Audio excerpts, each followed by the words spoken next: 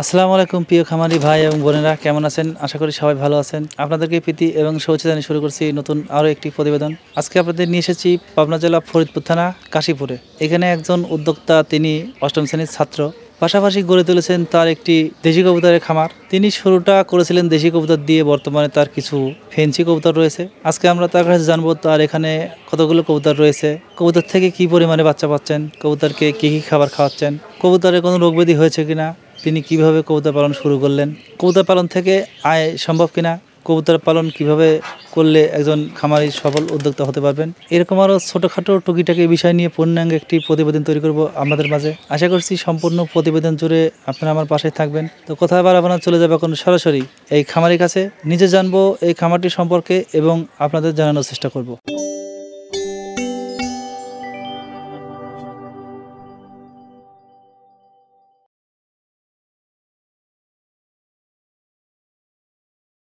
আসসালামু আলাইকুম।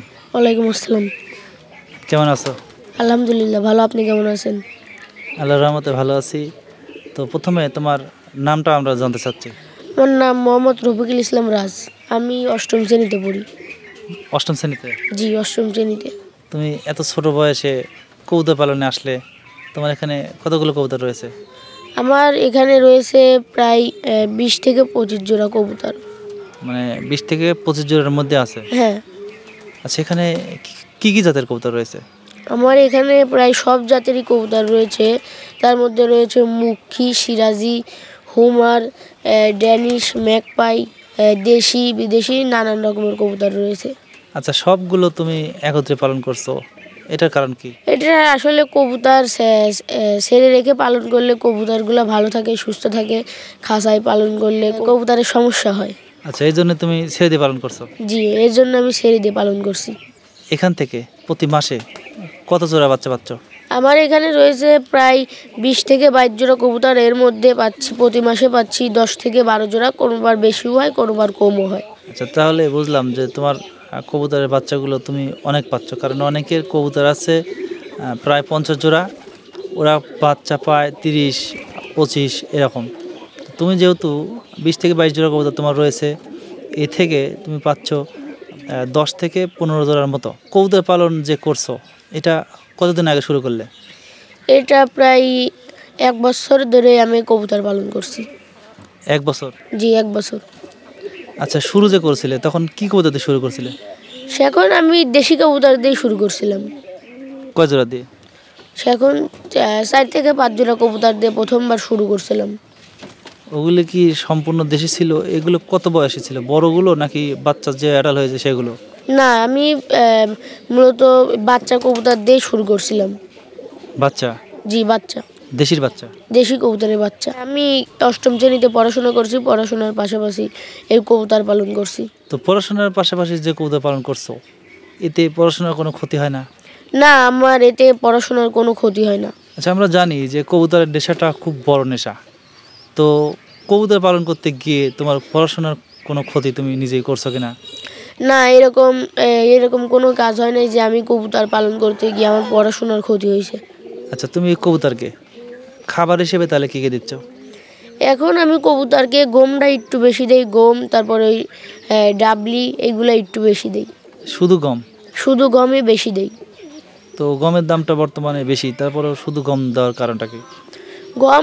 গম খাওয়ালে কবুতরের শরীর ভালো থাকে। কবুতরের মূলত খাদ্যই হলো গম। আচ্ছা, তুমি অষ্টম শ্রেণীতে পড়ছো, কবুতর পালন করছো, এবং কবুতর পালন যেহেতু 1 বছর তোমার শুরুর বয়সটা, তো কবুতর পালনে তোমার কি মনে হচ্ছে যে তুমি যে খাবারটা দিচ্ছ এবং যে বাচ্চাটা বিক্রি করছো, এই দুইটা থেকে তুমি কি বুঝতে পারছো যে তোমার এখান থেকে আয় হচ্ছে না লস হচ্ছে? হ্যাঁ, এইখান থেকে আমার এখন আয় হচ্ছে। কারণ অনেকেই বলে থাকেন যে কবুতর পালনের লস, তো তোমার মতে কি মনে হচ্ছে? না, যে ভালোভাবে পালবে, যার পরিচর্যা ভালো থাকবে, সে কখনো লসের সম্মুখীন হবে না, সে আয়ই করতে পারবে। আচ্ছা, তাহলে যারা বলছে যে লস, তারা কি মূলত পরিচর্যার অভাব আছে? জি, তাদের মূলত পরিচর্যার অভাব আছে, তাছাড়া তো তাদের লসের সম্মুখীন হওয়ার কথা না। আচ্ছা, তুমি বিভিন্ন জাতের কবুতর পালন করছো, শুরু করলে তুমি দেশি কবুতর দিয়ে, বর্তমানে তোমার বিভিন্ন জাতের কবুতর রয়েছে। তো কবুতরে তো অনেক রোগ ব্যাধি হয়ে থাকে, তোমার খামারে কখনো রোগ ব্যাধি আক্রমণ করছে কিনা? না, আমার কবুতর পালার বয়স 1 বছর। এই 1 বছরের মধ্যে কোনো রোগী আমার কবুতরকে আক্রমণ করে নাই। রোগ হয়নি? না, রোগ হয় নাই। আচ্ছা, কোনো ধরনের ওষুধ খাওয়াচ্ছ কিনা? কবুতরের এই ঠান্ডা লাগলে ঠান্ডার ওষুধ দেই, তারপরে চুনা পায়খানা হলে চুনা পায়খানার ওষুধ দেই। এই চুনা পায়খানা, ঠান্ডা, এই ছোটোখাটো রোগ হয়ে থাকে। আচ্ছা, এছাড়া বড় কোনো রোগ হয়নি? না, এছাড়া কোনো বড় রোগ হয় নাই। আচ্ছা, এই যে ওষুধগুলো খাওয়াচ্ছ, এটা কি তোমার নিজের পরামর্শে নাকি কোনো ভেটেরিনারি ডাক্তারের পরামর্শে? না, এটা আমার নিজের পরামর্শে।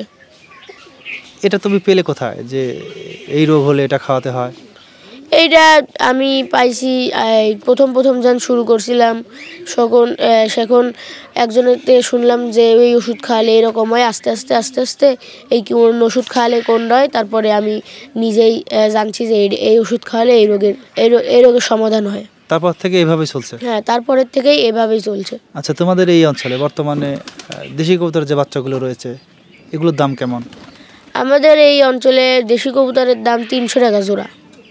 বাচ্চা চলছে এখন? হ্যাঁ, বাচ্চা 300 টাকা জোড়া। 300? 300। আচ্ছা, এটা কি কম বেশ হয়? হ্যাঁ, কম বেশ হয়। 250 হয়, আবার 350 হয়। তাহলে বুঝলাম যে 250 থেকে 350 মধ্যে থাকছে। হ্যাঁ, 250 থেকে 350-র মধ্যেই থাকছে। আচ্ছা, বড়গুলোর দাম কেমন? বড়গুলোর দাম আপনার 400 টাকা, 500 টাকা, 550, 600, এক সময় এক রকম দাম থাকে। আচ্ছা, তোমার যে কবুতরগুলো আমরা দেখতে পাচ্ছি যে খুবই ভালো এবং উন্নত মানের কবুতরগুলো, তো তুমি দেশি কবুতর বাদ দিয়ে উন্নত কবুতর ছেড়ে দিয়ে পালন করছো, এটা কারণ কি? উন্নত কবুতর আপনার ছেড়ে দিয়ে পালন করলে দেশি কবুতরও যেরকম খায়, আবার বিদেশি কবুতরও সেই রকম খায়। আপনার দেশি কবুতরের বাচ্চা আপনার 250 থেকে 300 টাকা, আর বিদেশি কবুতরের বাচ্চা আপনার 500 থেকে 550 টাকা, 600 টাকা, আবার 400 টাকা হয়ে থাকে।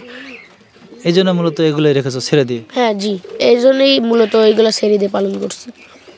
আচ্ছা, চাহিদা কোনটা বেশি? চাহিদা এখন দুইটারই। দুইটারই? হ্যাঁ, দুইটারই। আচ্ছা, তোমার যে কবুতরগুলো আমরা দেখছি যে বেশিরভাগই বিদেশি কবুতর, তো এটা তুমি প্রথম থেকে যে দেশি কবুতর কিনলে, তারপরে এটা ক্রয় করলে নাকি এটা কোথা থেকে আনলে? এইটা মূলত আমার নানার বাড়ি থেকে আনছিলাম। নানা কবুতর পালন করতো, নানার থেকে 3 থেকে 4 জোড়া আনছিলাম, আইনে শুরু করছিলাম। তারপরে থেকে ওভাবে চলছে? হ্যাঁ, তারপরের থেকে এভাবেই চলছে। এখন অনেকগুলো কবুতর হয়ে গেছে 3-4 জোড়ার থেকে। তারপরে আমার নানাতে বিদেশি কবুতর 2 জোড়া 3 জোড়া আনিছিলাম, আর দেশি কবুতর 2-3 জোড়া আনিছিলাম। তারপরের থেকে এখন আমার খামারেই বেশি হয়ে গেছে। তাহলে বুঝলাম শুরুটা ছিল তোমার নানার বাড়ি যে কবুতর সেটা দিয়ে, বর্তমানে তারপরে তুমি আস্তে আস্তে সব কবুতরগুলো নিজের সিস্টেম অনুযায়ী করছো? হ্যাঁ, এখন আমি আমার নিজের সিস্টেম অনুযায়ী করছি। আচ্ছা, এখন নানার বাড়ি যেতে হয় না? না, এখন আর নানার বাড়ি যেতে হয় না। আচ্ছা, তোমার যে খোপটা রয়েছে, এই খোপটা তুমি কত টাকা দিয়ে বানিয়েছিলে? এই খোপটা আমি বাসায় মিস্ত্রি দিয়ে বানাইছিলাম। সেখন আমার এই খোপে মোটামুটি 7-8 হাজার টাকা খরচ হয়েছিল। 7 থেকে 8 হাজার? হ্যাঁ, 7 থেকে 8 হাজার। আচ্ছা, ভিতরের যে ঘরগুলো রয়েছে মানে ছোট ছোট ঘরগুলো কতগুলো আছে? এটা রয়েছে আপনার 55 পিস। 55? হ্যাঁ, 55টা। তুমি 55টা কবুতরের ঘর বানালে, মানে খোপ যেটা বলে থাকি আমরা, সেটা বানালে 7 থেকে 8 হাজার টাকা। তো যারা নতুন উদ্যোক্তা কবুতর পালনে আসতে চাচ্ছেন, তাদের ক্ষেত্রে কি এত টাকা খরচ করা ঠিক হবে? না, তারা প্রথম বাজার থেকে 2000 টাকা কি 3000 টাকা দিয়ে একটা খোপ কিনে প্রথম শুরু করুক। শুরু করে প্রথম শুরু করার পরে তার একটা জ্ঞান চলে আসবে যে কীরকমভাবে কী করা লাগবে, তারপরে সে বেশি করুক। তখন অনায়াসে সে খামার করতে পারবে? হ্যাঁ, তারপরে সে অনায়াসে খামার করতে পারবে।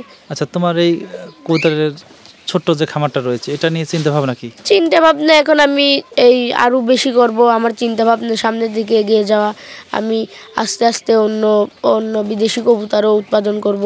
এবং আস্তে আস্তে আমার লক্ষ্য সামনের দিকে এগিয়ে যাওয়া। আচ্ছা, এতে তোমার যদি কোনো পড়াশোনা ক্ষতি হয় সেদিকে তো লক্ষ্য রাখতে হবে। হ্যাঁ, যাতে আমার পড়াশোনা শেষ করে যতটুকু আমি করতে পারি ততটুকুই করব। আচ্ছা, যারা প্রথম থেকে শুরু করতে চাচ্ছেন, মানে একদম নতুন উদ্যোক্তা হতে যাচ্ছেন, তারা কিভাবে শুরু করবে, কি কবুতর দিয়ে, এবং কোন পরিবেশে শুরু করলে তাদের পক্ষে ভালো হবে? তারা প্রথমবার আমার জ্ঞানে যা মনে হয় তারা প্রথমবার দেশি কবুতর দিয়ে শুরু করুক, তারপরে তারা আস্তে আস্তে বিদেশি কবুতর অন্য সব কবুতর দিয়ে শুরু করবে। প্রথমবার দেশি কবুতর দিয়ে শুরু করাই বেটার। তাহলে তোমার মতে প্রথমবার দেশি কবুতর দিয়ে শুরু করে অভিজ্ঞতা অর্জন করে, তারপর আস্তে আস্তে তার মতে যেভাবে পালন করলে ভালো হয় সেটা তারা বুঝে গেলে সেক্ষেত্রে তারা পালন করতে পারবে। জি। আচ্ছা, ওরা কি আবদ্ধ করে পালন করবে না তোমার মতো ছেড়ে দিয়ে পালন করবে? আসলে ছেড়ে দিয়ে কবুতর পালন করাই লাভজনক। এতে কি কি সুবিধা রয়েছে? এতে আপনার এই খাসা খরচ লাগে না, তারপরে কবুতরের স্বাস্থ্য ভালো থাকে, কবুতর ডিম বাচ্চা বেশি করে, আবার আপনার কবুতর বাচ্চাগুলো বড় বড় হয়, কবুতরের স্বাস্থ্য ভালো থাকে। এর জন্যই মূলত কবুতর ছেড়ে দিয়ে পালন করা। আচ্ছা, অনেকেই বলেন যে আমার কবুতরগুলো মাঠে গিয়ে ছেড়ে দিয়ে পালন করার জন্য বিষ প্রক্রিয়া হয়ে মারা গেছে। তোমার কি এই ধরনের কোনো সমস্যা হয়েছে কিনা? না, আমার এ পর্যন্ত এ ধরনের সমস্যা হয় নাই। আমার কবুতর আমার বাড়ির আশপাশ দিয়েই থাকে, অন্য কোনো জায়গায় যায় না।